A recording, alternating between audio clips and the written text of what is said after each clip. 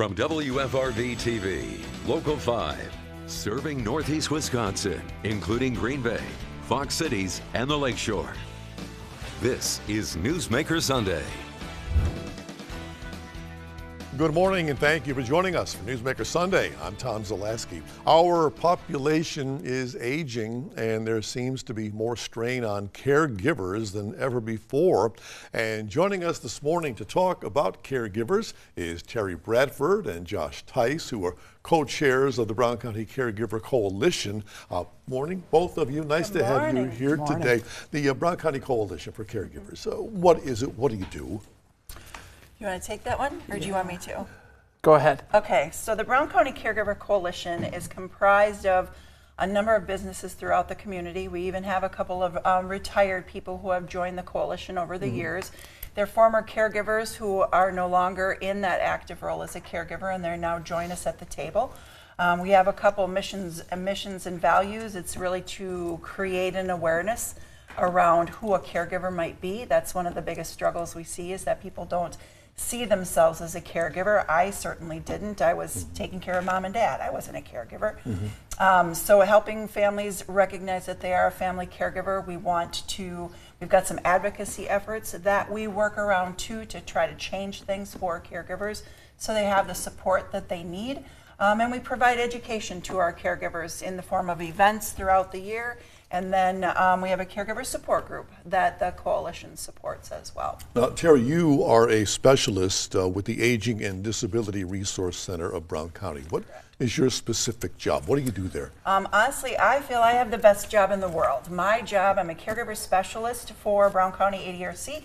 I get to take care of the family caregivers. I oversee a couple of pots of dollars, one federal, one state, and I help work with families to identify what their biggest needs are, and then award them these funds to offset the cost of caregiving. And your road to get there, to get to your current position, what's the Terry history?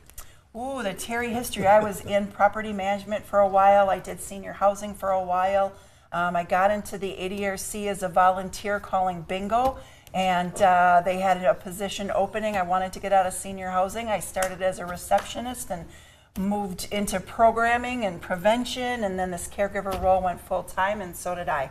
You took that winding road. Oh my gosh. Didn't you? Yeah. I can't imagine anything more rewarding. Josh, you are the Executive Director for Options for Independent Living. What do you do there? What's your role? I'm the Executive Director there, so I support our mission and try to further our mission. The mission of Options is to help people with disabilities remain independent in their home and in the community, so out of institutions.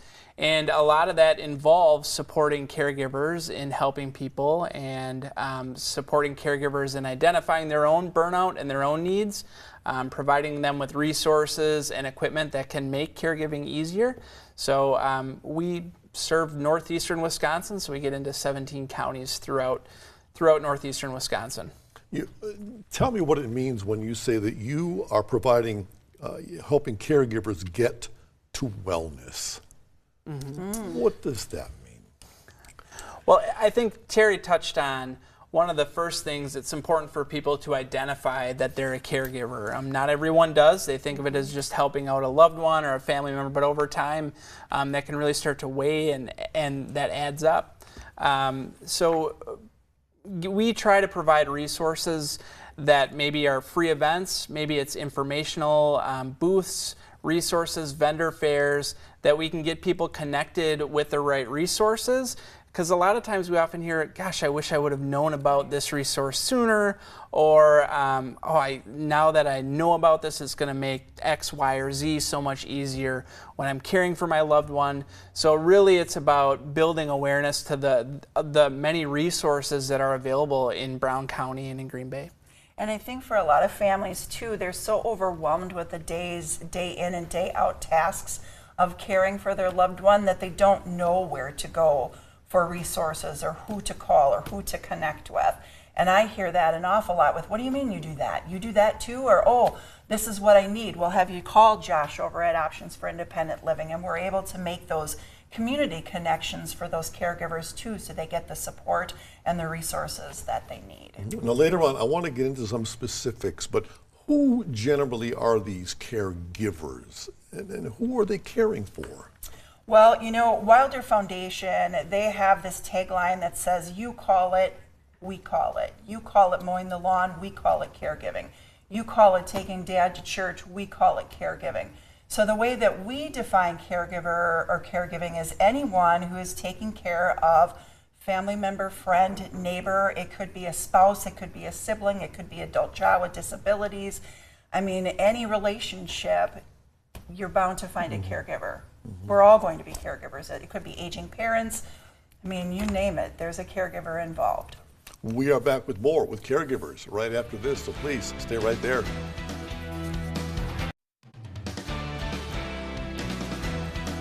We are back now with members of the Brown County Caregivers Coalition. Overall in Brown County, how many people would you guesstimate are in need of being cared for?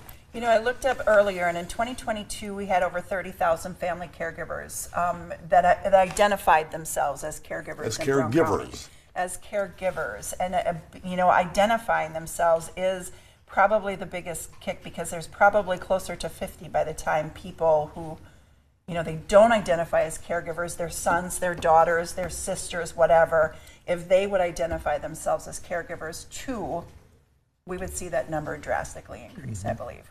And I've heard it said that caregiving is a labor of love, but is it really a labor of love? I mean, I can't believe you love doing it, but you're doing it because you love the person.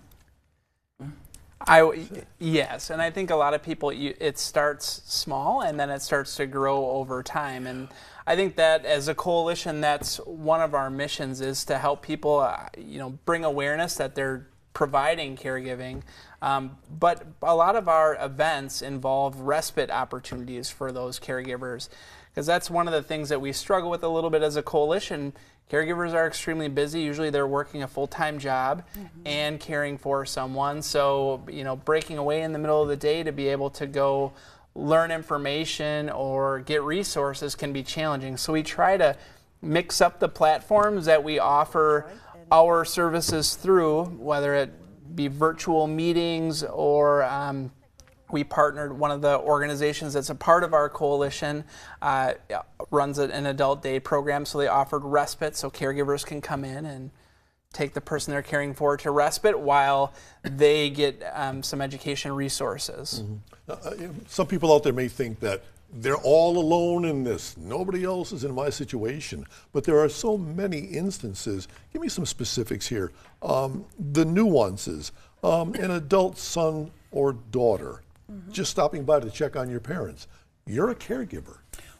We do recognize them as a caregiver, because like Josh said, things grow. And I think about my own journey, right? When I was caring for my parents, I was just going out to mow the lawn. I was just doing this. And then as their conditions and their age progressed, then it was taking them to appointments, and then it was running the errands and picking up the medications, and then it was the hospice and the passing and, being there for those solid 3 weeks while my mother passed away. It does start really small, and I think we all tend to think it's very insignificant. But as those conditions increase, or as the person's health declines, we take on more and more and more, and like anything else, we just become so accustomed to doing it that we don't even realize that this role has engulfed us as adult children, especially. Yeah. And then the other way around, other side of the coin, mom and dad taking care of a child with some sort of a disability. Yeah, the parents who are caring for adults with special needs, that is, my parents, again, in my caregiving journey, I draw from that an awful lot. It was maybe 7 years, but these parents who have adult children with disabilities, this is a lifetime commitment. And that's one of the reasons why I love the support group that the coalition sponsors, is because we're able to connect with those caregivers, and they're able to find other people who are walking a very similar path. And while the caregiver support group isn't condition specific, we have caregivers of all different walks. We have 2 mothers who are caring for adult children with disabilities. We have spouses, wives caring for husbands. We have adult children caring for parents. I mean, it's a really nice mix. But boy, when that group gets together, they are there to support and to cheer on and to laugh and to cry with each other. It's just an amazing sense of community that we're able to pull together for the caregivers. And you're even a caregiver if you're a neighbor taking the old guy next door to the pharmacy or to the doctor. Absolutely. So you have all these different varieties of caregiving. And as Josh mentioned earlier, caregiving, and as you mentioned, Terry, too, you're busy. You've got your own life. You've got your own career. So how do you find that balance between your own life and the life of the person that you're caring for? Sometimes you can get just overwhelmed. You can, and again, it really does engulf your whole entire identity sometimes. And I see that a lot with, they're called the sandwich generations. I'm caring for my aging parents, but I still have children at home. So not only do they have a full-time job outside of the caregiving role, but they're checking on mom and dad multiple times a week. They're trying to raise their children. They're trying to juggle their own household. So finding that balance, I think is to maybe choose to take charge of your life. Recognize that we as working adult caregivers, or adults caring for our parents, we choose this role, right? I didn't even think twice about helping my folks because they took such good care of me. Now it's my turn to take care of them. So choosing that, but then realizing that you do have your limits and you do have your boundaries and identifying what those are, and it's okay to say I can't, or it's okay to say no. It's okay if you're in this caregiver role full time to ask for help. And most importantly, it's okay for you to stop and take those respite opportunities to take care of yourself. One of the classes that I teach uses the analogy of when you get on the airplane and the stewardess is going through their little spiel about if your oxygen mask drops first, what are you supposed to do, right? If you don't put yours on first, you can't help anybody around you. Well, caregiving is no different. If you don't take care of yourself and recharge your batteries from time to time, you're not going to be able to take care of anybody else. Yeah. And then what happens? Yeah, you first. Yeah. We are back with much more about caregiving right after this. Please stay right there.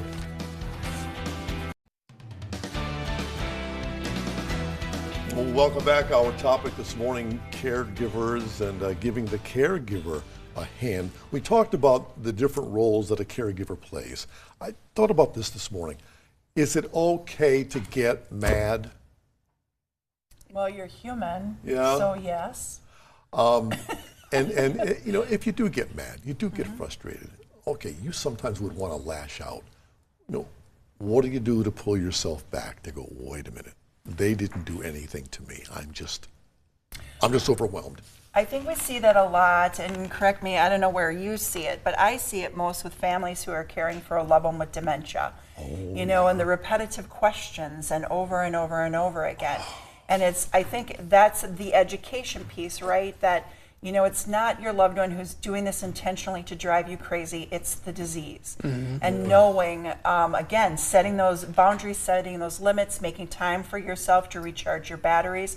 So when you step back into that caregiver role, the person you're caring for gets the very best of you instead of what's left of you. Yeah, I imagine if you think you're frustrated, imagine how frustrated the dementia person Right. is. Last month, Brown County Caregiver Coalition, you had a guiding caregivers to wellness event, and you had some educational sessions. What kind of topics did you cover there?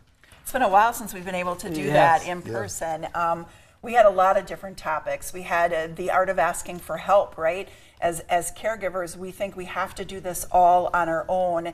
And I learned not that long ago that asking for help isn't the sign of weakness that we all perceive it to be, that asking for help really is a sign of strength. We had financial planning for caregivers, right? What documents are important to put into place and when. We had one of our coalition members, she does gong therapy, so she was there with a relaxation session. We had, the difference between hospice and palliative care. What is the difference? Well, palliative care, so palliative care is if I have a condition like cancer and I still want to pursue treatments, I still want to pursue radiation, I still want to pursue chemotherapy, then the palliative care comes into the home and they help out and give me some support. Yes. Whereas hospice, the person has resigned that, I'm not going to seek further treatment. I'm not going to have any surgeries. I'm ready to go if it's my time. So hospice comes in to more or less keep them comfortable. And you mentioned the financial aspect. That could get away from you. Oh my gosh, You yes. could drain your own finances, could you not?